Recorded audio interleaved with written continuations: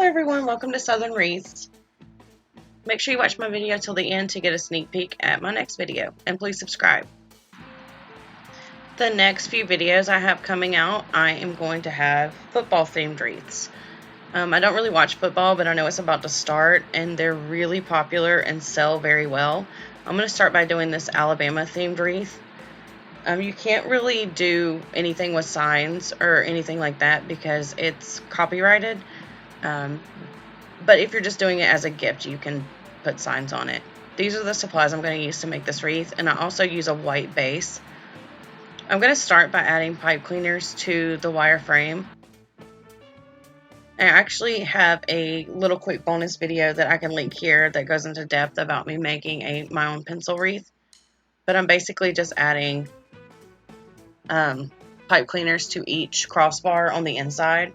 And then the outside I'm going to add to any crossbar you choose. It doesn't have to be the one you end on. It doesn't really matter.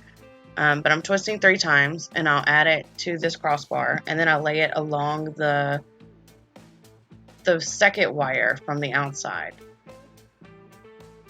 And then where that ends is where I will add my next pipe cleaner. And I'll do this going all the way around.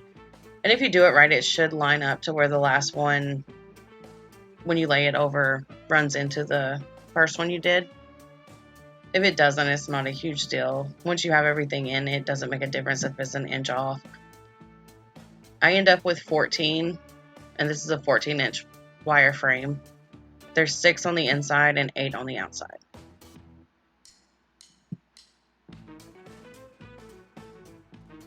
Okay, once I'm done with that, I'm going to start cutting my mesh. I'm going to use a white base just to give it some more height.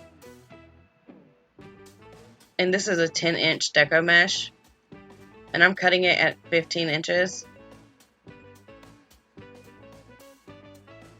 I'm actually making 2 wreaths in this video, so I end up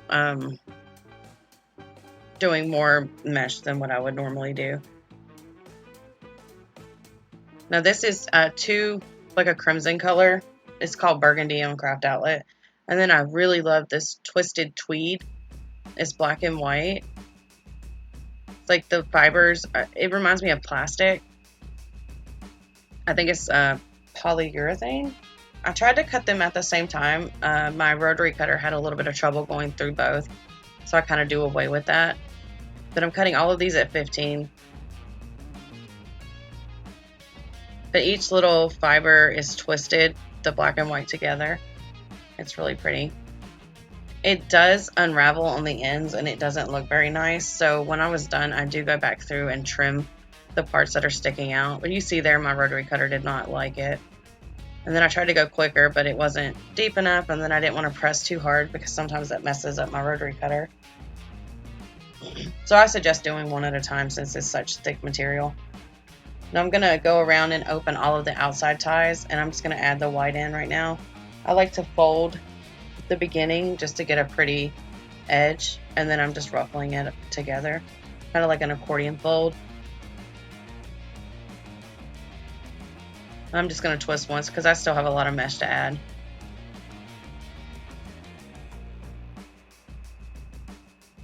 You could also do a poof at the bottom for height. I just happen to have white 10-inch mesh, and I prefer to do the Ruffle method with 10-inch mesh, and I like to do poofs with 21-inch mesh.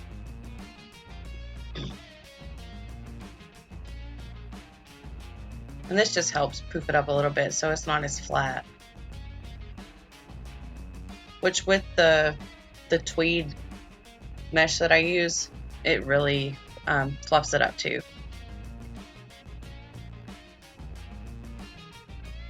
Now I'm just opening the inside pieces, and I'm just going to continue to add the white.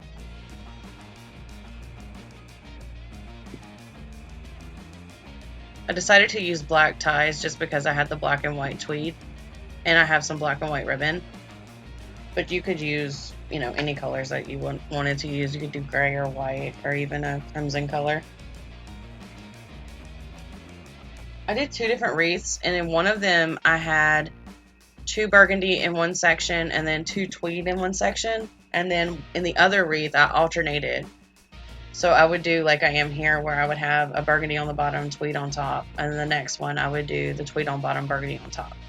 They both look nice. I actually prefer this one better. I thought it looked better in the end. And I'm still only twisting once, because not only am I going to add ribbon, but I'm also going to add some curls.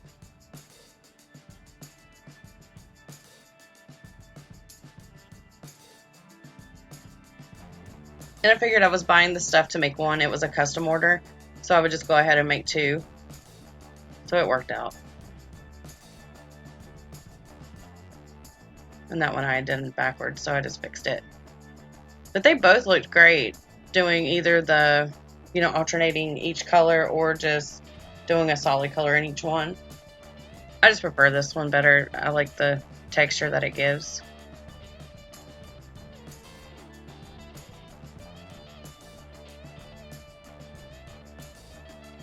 And here I'll show you how I did that one a different way than the other.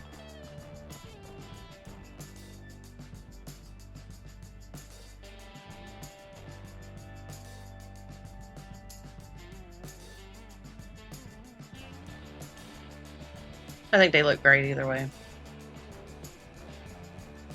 And I really loved all these crimson colors.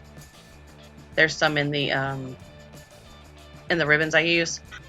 When I cut my ruffles, I went ahead and cut the mesh for my curls, and I cut them at 6 inches. And I'm going to do one of each mesh in each section, pinching them together, and I'll just open my tie and add them. And I do the same thing for both wreaths.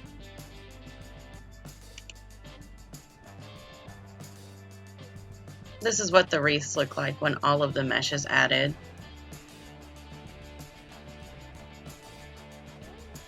And now I'm just going to start cutting up the ribbon. These are the ribbons I'm going to use to make this wreath. I'm cutting them all at 12 inches, so I'm just going to use my ruler and wrap it around. I need 7 of each for each wreath, so I end up cutting 14. I don't suggest going over 7 when you're wrapping around anything, because it gets too thick, so your measurements will be off. And then I just cut either end. And I do go through and dovetail the ends of all of them. I just think it gives it a nice finished look. And it looks really pretty when it's spread out. And then I'll go through and stack them the way I want them to be. And I put a 1.5 inch ribbon with a 2.5 inch.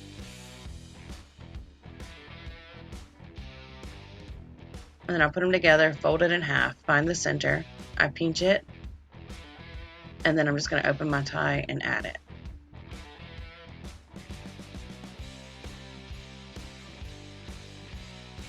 And now that I'm done adding things, I'm going to twist it 3 times, and then I roll it down with a glue stick.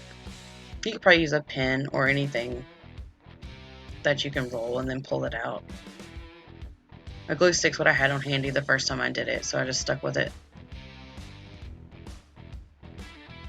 And then I just separate them. And I like to create an X when I separate it. And the top ones I like to keep towards the top, where I don't push the ribbon down, so that when I do the bottom ribbons, there's room for them to spread out without overlapping. When they overlap, then you lose, visual of certain ribbons, and it's kind of a waste at that point if you can't see what you have.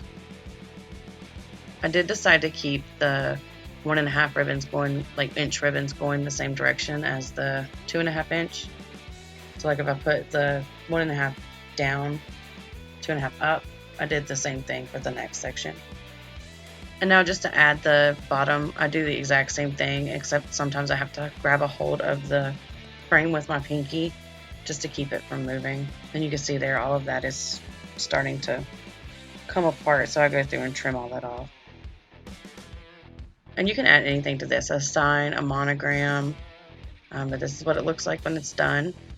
If you have any questions, please leave them in the comments below, or you can email me at craftingwithlee@yahoo.com.